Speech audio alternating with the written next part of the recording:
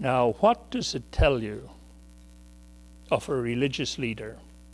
What does it say about his spiritual discernment if he sees Pope John Paul, the Antichrist?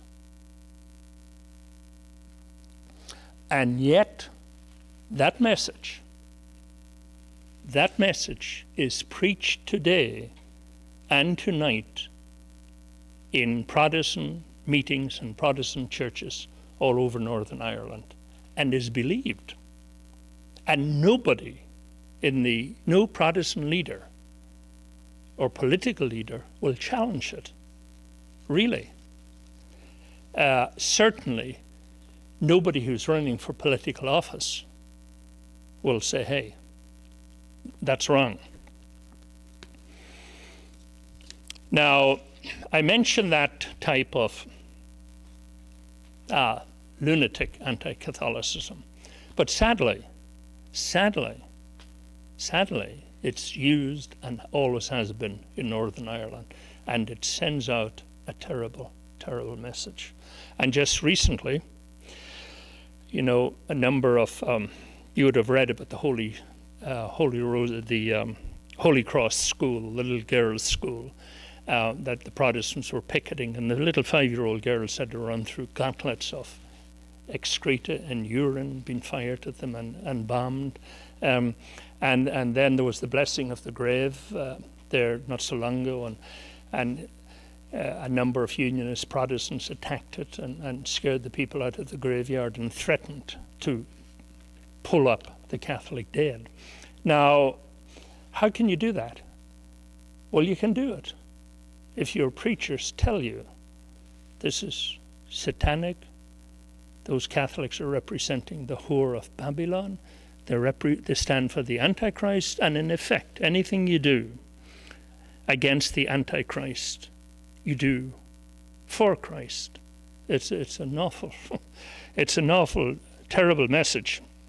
Now, I mentioned the crazy type of anti-Catholicism, which exists still in this country.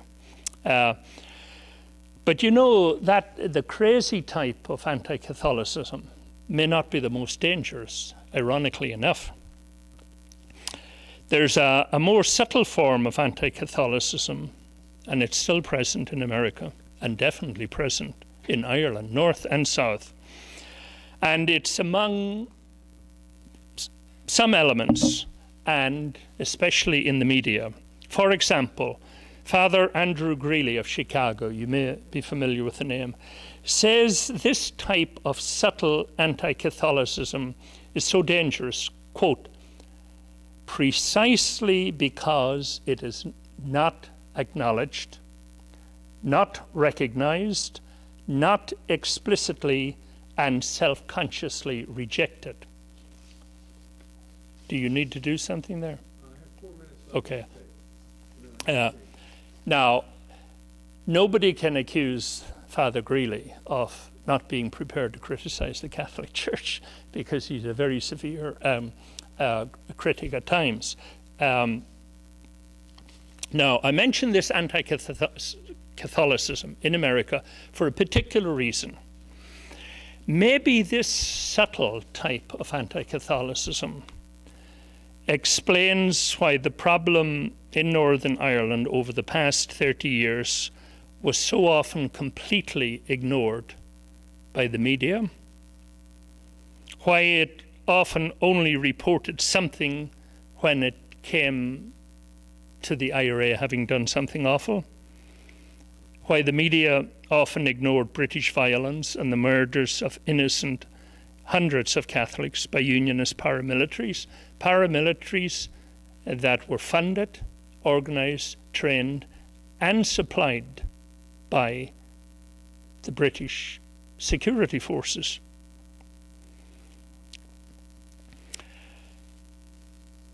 Now,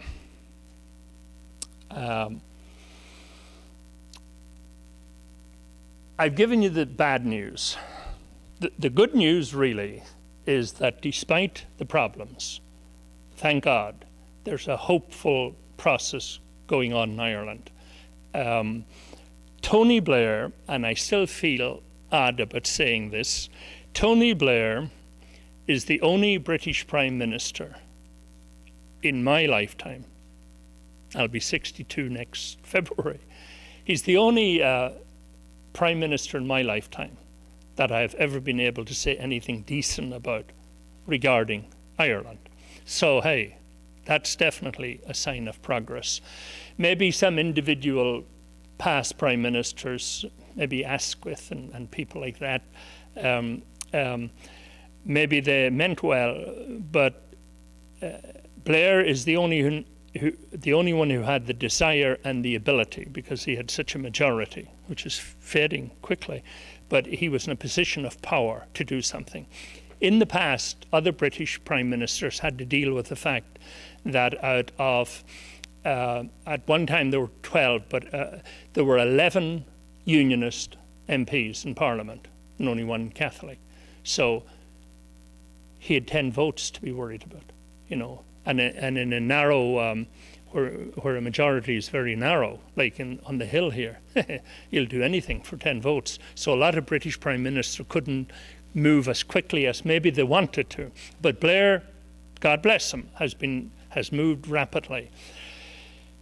Right now, there is a peace process. There is no up and running local government in Northern Ireland because Paisley is still refusing to share power with Sinn Féin.